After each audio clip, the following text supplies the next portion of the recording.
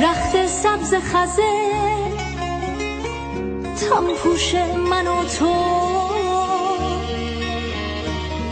ماه کامل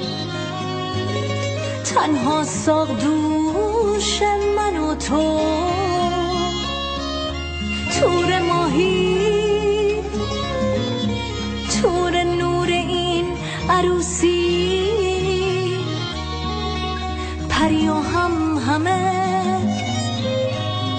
فالگوش من و تو. به ضرب آهنگ قلب من برس، به قصد از خوشی مردن برس، به فکر از نو سر رفتن برس، به نام خوب مرد و زن برس،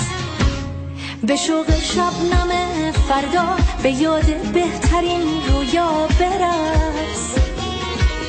به لحن بال کفترها، به رنگ پرده‌ای زیبا برس، در این بازار بیرنگی به وقت سخت دلتنگی برس،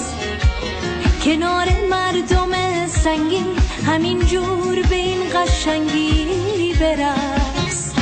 به ضرب آهنگ قلب من برس، به قصد از خوشی مردن برس، به فکر از نو سر رفتن برس، به نام خوب مرد و زن برس، به ضرب آهنگ قلب من برس، به قصد از خوشی مردن برس، به فکر از نو سر رفتن برس، به نام خوب مرد و زن برس.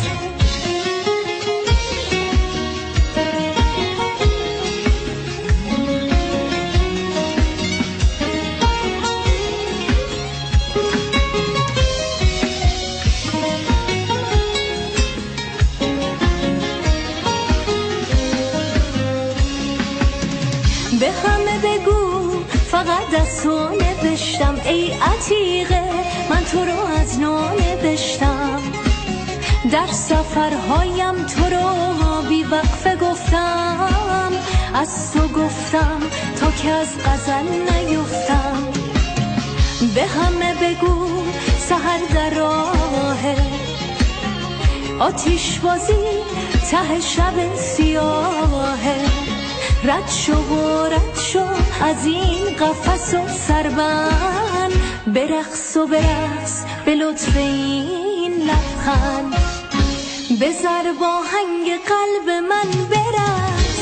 به قصد از خوشی مردن برس، به فکر از نو سر رفتن برس، به نام خوب مرد و زن برس، به ضرب آهنگ قلب من برس، به قصد از خوشی مردن برس، به فکر از نو سر رفتن برس، به نام خوب مرد و زن برس.